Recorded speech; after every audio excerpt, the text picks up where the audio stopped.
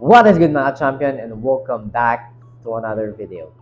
For today's video guys, I will share with you why and how I transition from being a hardcore scalper in terms of style to a long-term perspective trader or swing trader, right?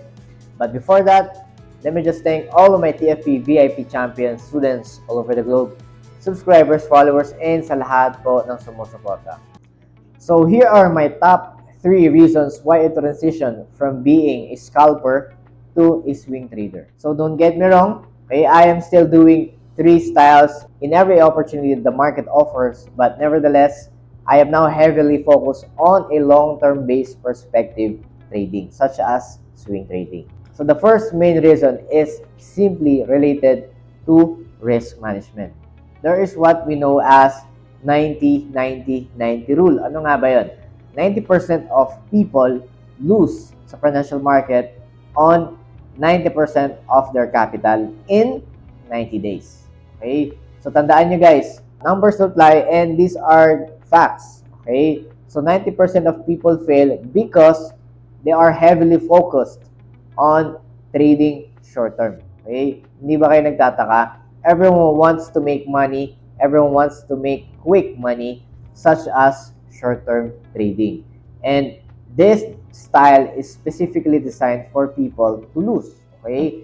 Aminin natin, lahat tayo at some point when we are an aspiring trader, we want to make quick bucks. We want to make quick money as much as possible. But tandaan natin, whenever we trade short-term, we are exposing our capital multiple times in every opportunity na nakita natin. So nevertheless, you have to take into account that there is also risk when it comes to opportunities. So, di ba? The more you trade, hindi naman the more chances of winning, di ba? So, in this case, the more you trade, the more chances of you losing. So, you have to take into account risk management at the same time, the level of stress that you are getting whenever you are trading short term.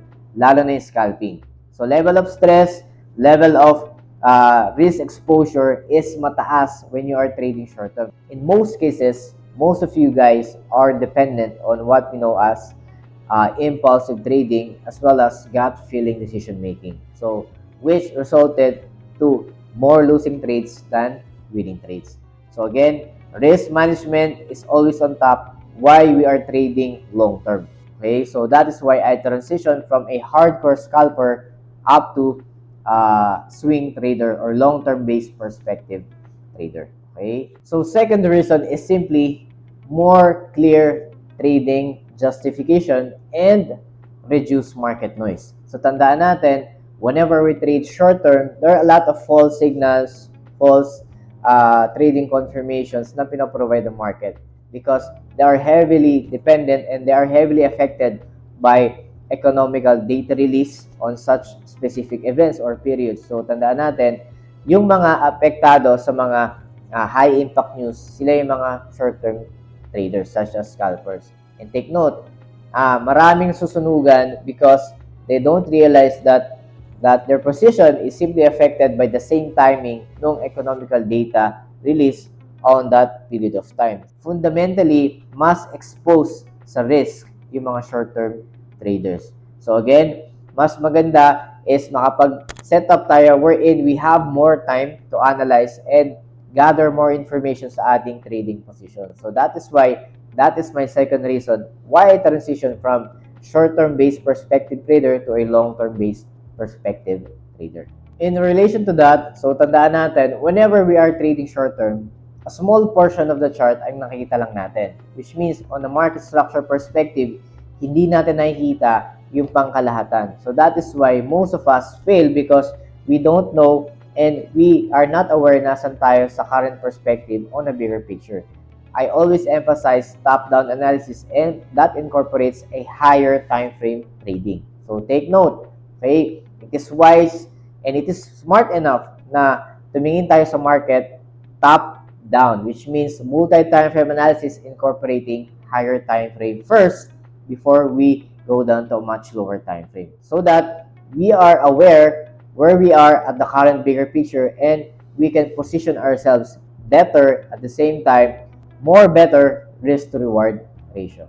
Lastly, when it comes to my third reason, bakit ako nag-transition to a long-term based perspective trader is yung psychological advantage. Tandaan natin guys, by this financial market, it's designed for people to lose because tandaan natin, retail traders are designed to generate profit for the institutions. And in that sense, we have to take advantage of that psychological factor. This Forex trading is simply a psychological game. So take note, if you have the advantage of knowing what other people think, then you must have to take advantage of that level of psychology.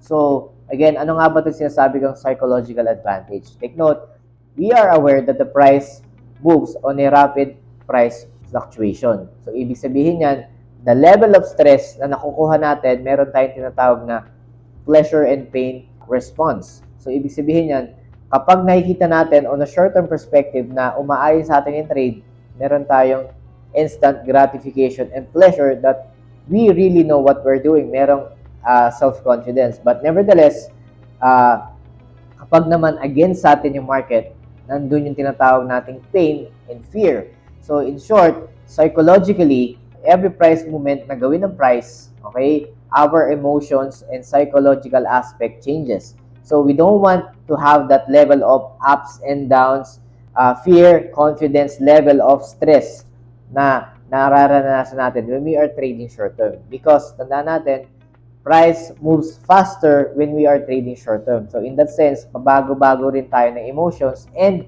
that may affect yung ating decision making. Sabi ko nga, short-term traders are more likely to lose because not because of the system or the market itself, but rather on the effect of their decision making. Usually, they base their decision making based on gut feeling, sabi ko nga. So, psychologically, they have this imbalance on their side. So, we have to overcome that factor of detaching ourselves from the trade, ika nga. So, that would only be possible if we are trading long term. Why? We have more time to analyze, we have more time to position ourselves, and at the same time, we are not cramming or in a sense that we are not chasing for the price because the price moves in itself. So, we are somewhat detached psychologically and emotionally because the market is providing us more time to set up our quality trading positions. So, in that sense, magiging quality rin yung ating decision making whenever we execute a certain trade. So again, all of these factors made me realize that trading long-term is the best way to sustain yung gusto mong lifestyle at the same time, yung results na gusto mo. Okay? So, these are just some basic reasons why I decided to trade from a scalper, hardcore scalper, to a swing trader or day trader in a sense. Treat trading as a business. So, take note, I have nothing against those people trading short-term. Okay? Short-term trading can be beneficial as well for some people, but then again, a high percentage of people lose because there are a lot of disadvantages, more than advantages, na pinaprovide ng short-term trading more than long-term perspective trading.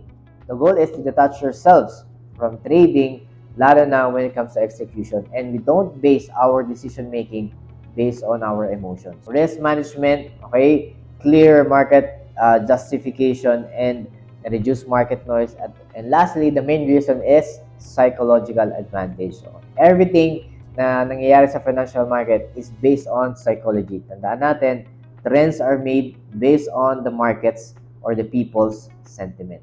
So I hope this helps you decide to consider long-term perspective trading as of this point in order for you to have a better look of the market. Not only because you want to make money, but rather if you want trading to be as a form of a living. So again, thank you so much to all my TFP VIP champion students all over the globe, subscribers, followers, and sa lahat po na sumusuporta. Right? So God bless. See you all on the next videos. Bye-bye. So I just want to inform and announce that our TFE VIP champion student private Discord community is already up. And yeah, here we have several channels wherein we share our technical trading ideas among each other. And of course, we also have our weekly trade ideas para sa ating mga weekly forecast para sa mga currency pairs and some announcement section. And of course, since tayo ay global. Of course, we have other students as well na galing sa mga ibang bansa overseas. So, here we introduce ourselves and introduce kung saan tayo galing, sa bansa tayo ngayon, OFW man o hindi. But nevertheless, this is a healthy community para mag-share ng mga trading ideas para sa inyo guys.